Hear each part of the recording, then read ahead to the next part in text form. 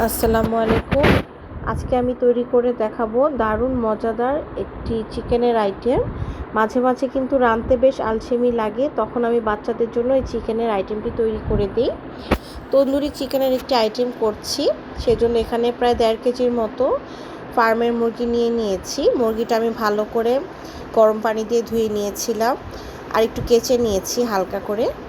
এখানে অ্যাড করে নিচ্ছি প্রায় 2 টুকরার মতো লেবুর রস। লেবুর রসটা অবশ্যই দিতে হবে, এতে করে মুরগির যে একটা ক্যাশটা গন্ধ থাকে সেটা চলে যাবে। অ্যাড করে দিচ্ছি কিছু সয়া সসটা আমি আন্দাজ করেই দিলাম, প্রায় 2 টেবিল চামচের মতো দিলাম। দিয়ে দিচ্ছি কিছুটা টমেটো সসটা খুব বেশি দেয়া যাবে না, তাহলে টেস্ট ভালো হবে না, টক হয়ে যাবে।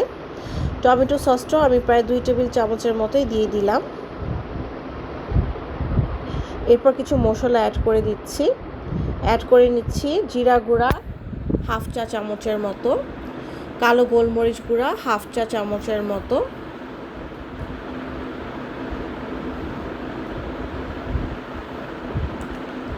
তারপর অ্যাড করে নিচ্ছি বারবিকিউ মশলা বা তন্দুরি মশলা, যে কোনো একটা দেয়া যাবে। আমি আজকে তন্দুরি মশলা দিচ্ছি।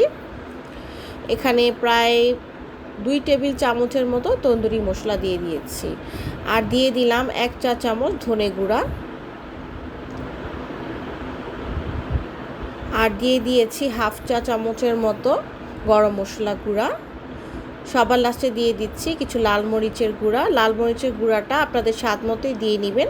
আমি 2 চা চামচের মতো দিয়েছি, যেহেতু বাচ্চারা খাবে তাই ঝালটা খুব বেশি দিচ্ছি না। আদা রসুন বাটাটা একটু বেশি লাগে এই চিকেনটাতে, প্রায় 2 টেবিল চামচের মতো আদা রসুন বাটা দিয়ে দিচ্ছি।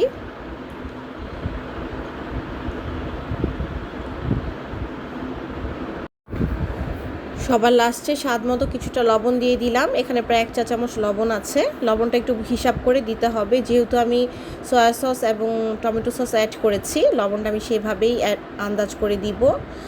আর কিছু টেস্টিং সল্ট দিয়ে দিচ্ছি। টেস্টিং সল্টটা যদিও হেলদি ফুড না, তারপরও টেস্টটা খুব ভালো হবে, এই জন্য সামান্য একটু দিয়ে দিলাম। খুব ভালো করে হাত দিয়ে মাখিয়ে নিচ্ছি। আমি অফ ক্যামেরাতে খুব ভালো করে চিকেনটা মাখিয়ে নিয়েছি। এটাকে আমি কমপক্ষে 1 ঘন্টার জন্য ফ্রিজে রেখে দিব।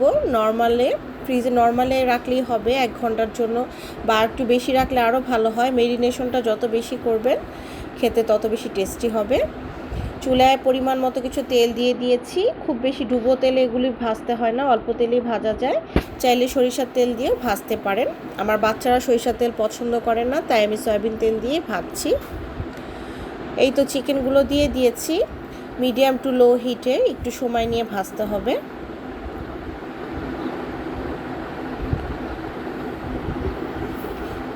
অফ ক্যামেরাতে আমি আরও 3 পিস চিকেন অ্যাড করে নিয়েছিলাম।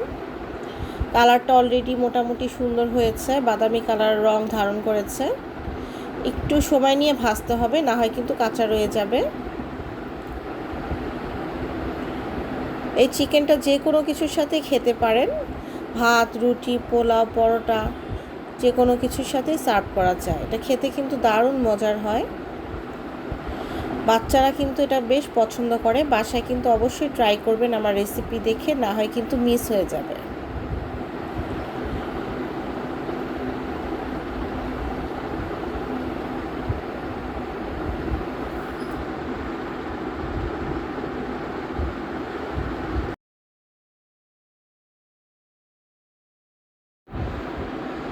নিশ্চয়ই চিকেনের কালারটা দেখে বুঝতে পারছেন এটা খেতে কী পরিমাণ লোভনীয় হয়েছে।